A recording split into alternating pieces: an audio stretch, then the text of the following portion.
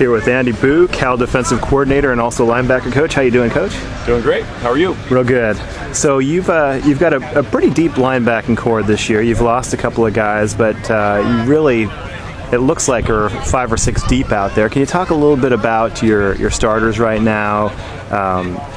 Forbes and Fort and Jefferson, first of all, to start.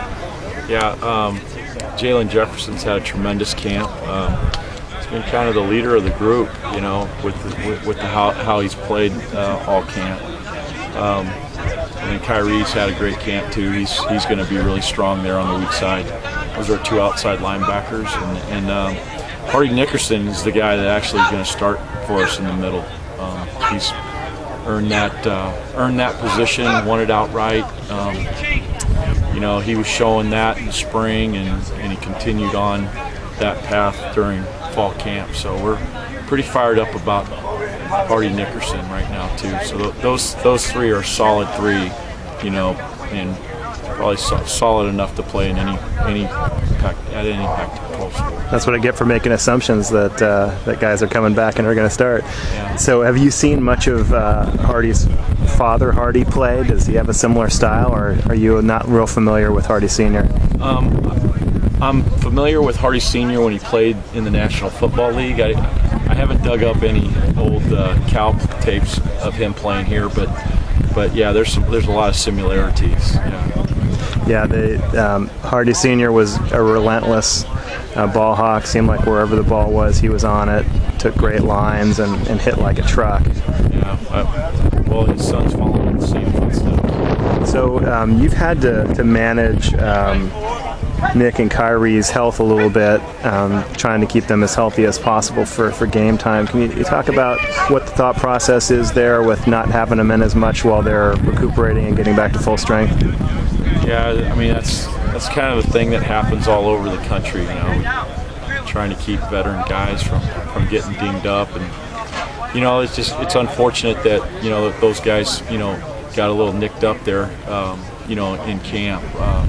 So we do our best to just keep them healthy, keep them in, you know, keep them in the training room doing the right things there, and then they're both great about all the mental reps that they take and have taken. So, you know, they're both game ready mentally, you know, and you know, it didn't take very long for Kyrie, you know, once he came back into the lineup to snap back to form. So we're hoping that we could get Nick back at some point, you know,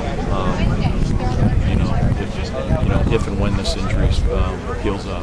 When he is back to full strength, will he and Hardy battle for that starting spot, or has Hardy got it right now? Hardy's got it right now. Yeah, okay. Hardy's earned the position. He's played it.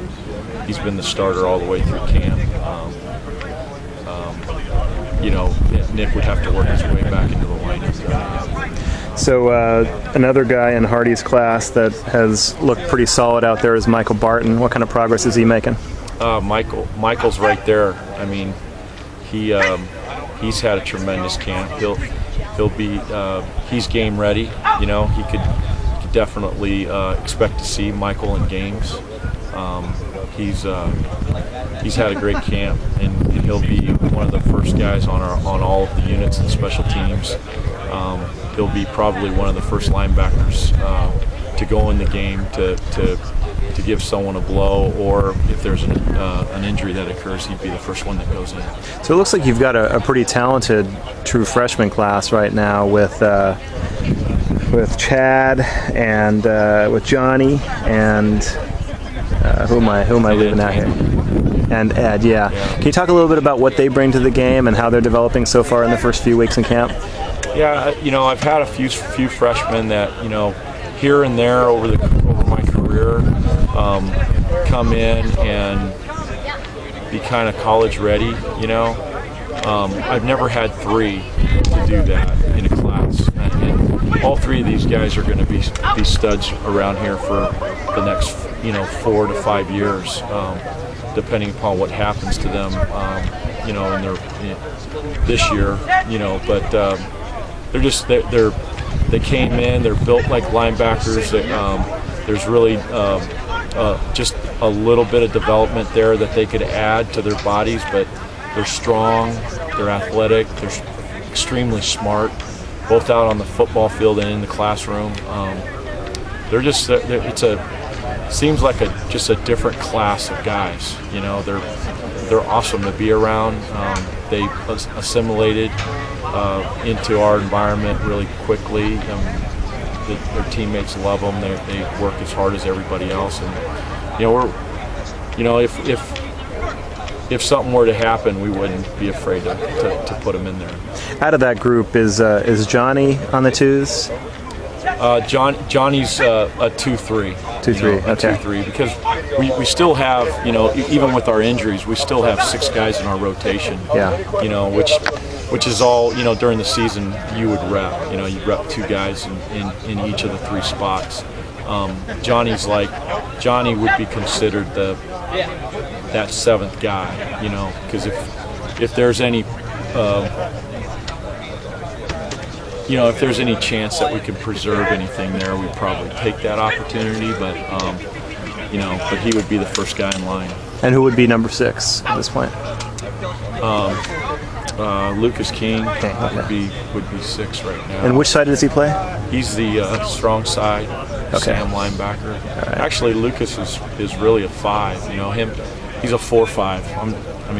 He's really made good progress this camp. Yeah, him and Barton are right there. So I really feel good about those 2 guys. He was kind of an unheralded guy that came in, and people didn't hear much from him in the first couple of years. Is he really kind of hitting his stride now? I think he's right there. We're just blessed to have 3 really talented guys in front of him. But he's. If you saw either Michael or Lucas in there at any point, I wouldn't be nervous about it. They're pretty good football players. Seems like kind of a vocal guy too. When the defense was getting burned a little bit in the scrimmage, he kind of let his guys have it. Yeah, he did. But that was something that him and I had talked about. And instead of doing that, maybe encouraging the players. Trying to change the environment a little bit. Don't have time to get into the other positions because we don't want to keep you too long, but can you talk just a little bit about the philosophy of risk reward and trying to keep guys healthy with less tackling to the ground versus teaching the aggressiveness that you need to get the job done in the game? If you look at a team like USC last year, they experimented without tackling a lot in practice, and they probably had their worst defensive year in a long time, and they're kind of going back to the more full contact. What goes through the evaluation process in deciding how to handle the practices and getting guys game ready? I think this day and age, you get everybody to the game. Tackling is about keeping your chin up and your eyes forward. And that's 90% of the battle. And we can teach that with keeping them up. Obviously, going into the first game without a lot of tackling, it makes guys like me a little bit nervous. But I'd rather have a healthy group going in as opposed to having guys on the sideline because they're injured. You have a fairly strong comfort level in the athleticism and the tackling ability of these guys to know that they'll come in game ready. Yeah. I'm seeing what you guys see. We're out here practicing every day. And we're seeing improvements daily on their angles, on how they're tackling in the open field, how they're tackling in closed spaces. We see them and drill them every day. So, I'm expecting good things on Saturdays. You're facing a pretty unique challenge in Northwestern with the way they run their offense. Does that change your game planning that much? Is that a reason why maybe you cut the camp short a little bit to focus on game prep, or is that just a case of everybody learning the offense and defense a little bit faster than usual and being able to have the luxury of getting into it earlier? No, I think that we're just doing what we would normally do. We have time to prepare for our team. 2 weeks, we're going to take it. They do a tremendous job with running the football. So, there's a lot of assignments that we have to cover and a lot of different things that we don't see on a daily basis from our offense. So it's good to show them a different scheme. But, our schematics, our fits versus different offenses are going to change every week. But but the schematics of our defense isn't going to change very much. Did you see Fitzgerald and Northwestern while you were at Wisconsin, or did you miss them on the schedule? We missed them on the schedule. Okay, so it's kind of new to you too. Yeah. All right. Well, hey, good luck this season. It's been fun watching you guys in camp, and I think the fans are really fired up for the season coming up. Great. Thanks. Yep.